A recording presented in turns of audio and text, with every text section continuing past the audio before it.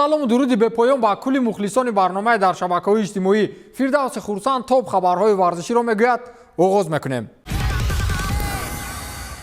мо чанде пеш дар мавриди он ки Карим Бензема шумораи голҳояшро бо Тери Анри баробар кард ва ҳамроҳи ӯ дар рӯйхати беҳтарин нишонзанҳои таърих миёни фаронсавиҳо дар мақоми аввал ҷой гирифт, ҳамакнун ин омор боз афзоиш ёфт ва ин навбат Карим Бензема мавқеи аввалро куллан моли худ карду Тери Анриро пушти худ гузошт. ҳамлагари фаронсавии тими Реал Мадрид Карим Бензема дар байни футболбозони фаронсавӣ беҳтарин нишонзан дар ҳама давру замонҳо гардид. ба ин муваффақият ӯ баъд аз 2 гол ворид кардан ба дарвозаи дастаи Малёрка дар даври 28-уми чемпионати Испания даст ёфт. ҳоло фаронсавӣ дар собиқаи худ 413 гол дорад ки ин ба ӯ имкон дод то дар феҳристи нишонзанҳои беҳтарин миёни бозингарони фаронсавӣ дар ҷои аввал қарор гирад. дар зинаи дуюм Тери Анри аст ки 411 гол дорад, аммо ӯ аллакай корномаи варзишии худро хотима бахшидааст. ахиран ҳамин бозингар исбот мекунад ки ӯ низ дар сатҳи Мессиву Роналдо аст.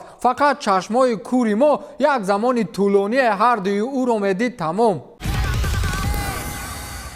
ҳабиб Нурмагомедовро дар мавриди рақобати ташкилоти размияш бо UFC-ву Bellator суол доданд ва ба ӯ ишораам карданд ки ӯ ташкилоти худро бо UFC-ву Bellator ва худро ба шефони он Скотт Кокер ва Дана Уайт баробар мекунад. ҳабиб маълум буд ки ба ин андешаҳо розӣ намешавад ва чунин овозаву ҳангомаҳоро расонаҳои иттилоотӣ мебофанд. ӯ дар ин маврид гуфтааст ки ман намедонам барои чӣ васоити ахбори омма мехоҳанд маро маҷбур созанд ки бо Скотт Кокер ва Дана Уайт ҷанг бишавам. Скотт Кокерро аз барвақтӣ мешинохтам. ӯ аз шаҳри Сан Хосе аст ва ман онҷо тӯли 10 сол бо тамринҳо машғул будам. баъзе вақтҳо бо Скотт ва мураббиам Хавиер ба хӯроки шом мерафтем. дена бошад аллакай бароям мисли амак шуда буд. албатта мо барои рӯҳияи растгаронро боло бардоштан ва қавӣ кардани онҳо кӯшиш карда истодаем. ба мо ҷавонӣ ё ба таҷрибагии онҳо фарқ надорад. ман дар ин ҷо барои рақобат бо UFC ва Bellator размгар омода мекунам, изҳор доштааст Ҳабиб Нурмагомедов.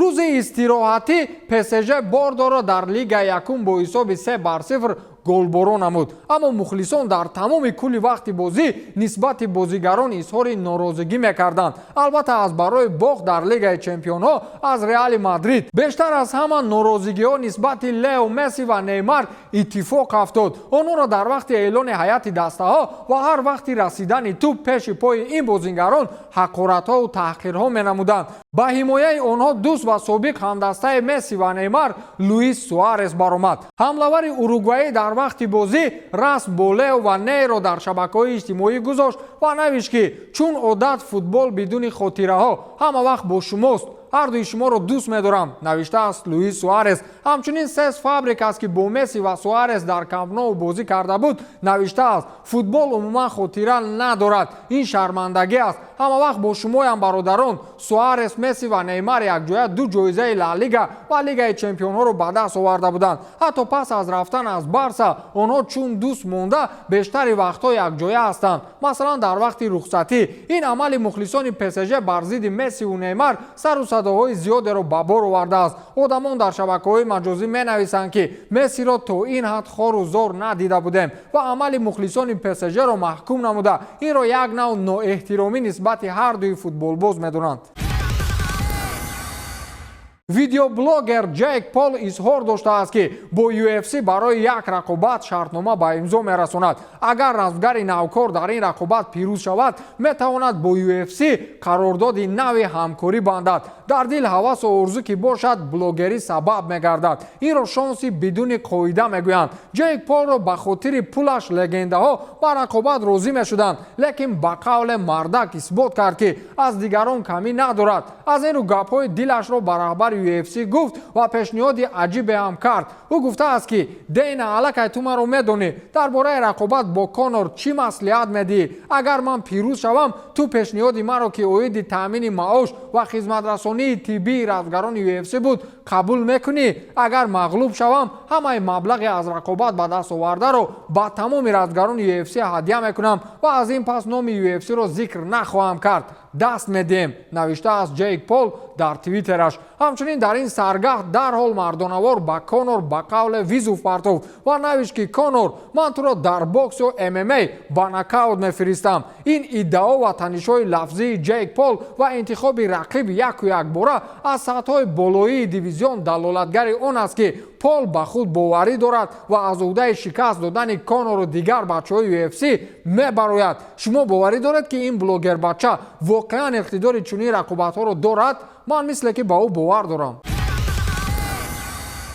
интрига ё худ ҷазобияти пойгаи қаҳрамонӣ дар Премер-лигаи Англия зинда аст ва онро дастае бо номи Кристал Пэлас нафаси тоза бахшид. дар бозии даври 29-ми Премер-лигаи Англия дар мавсими 2021-2022 дастаи Кристал Пэлас дар майдони худ Манчестер Ситиро қабул кард. вохӯрӣ дар варзишгоҳи Селхиорс парки Лондон баргузор шуда бо ҳисоби мусовии 0-0 анҷом ёфт. натиҷаи мазкур умеди бошгоҳи Ливерпулро ки ҳоло 66 хол дорад баҳри мубориза бурдан барои ҷоизаи қаҳрамонӣ бештар намуд, зеро мерсисайдиҳо як бозӣ дар захира доранд. акнун фарқ байни дастаи пешсаф Манчестер Сити бо шогирдони Юрген Клоп 4 имтиёзро ташкил медиҳад. худи Кристал Пэлас бо 34 хол дар ҷои 11-ум қарор гирифтааст. агар Ливерпул як бозии захираи худро бо пирӯзӣ анҷом диҳад, пас метавонем гуфт ки Ливерпул ба тафовути як хол аз пайи Сити барои чемпионӣ мубориза мебарад. ҳарчанд Гвардиола ҳам ба қавле туҳфа нест.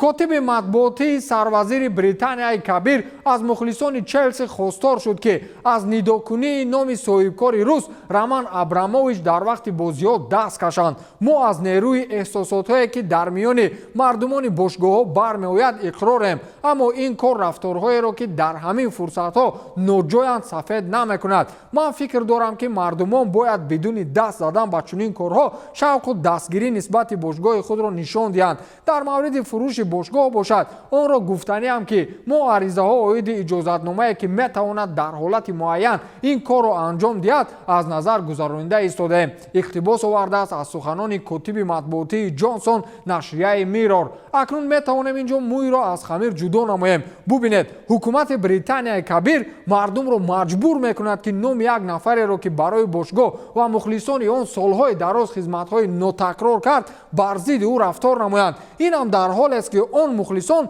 тарафдорӣ аз сарпарасти дастаи худ менамоянд. футболи бечора ниҳоятан қурбонии сиёсат гардид.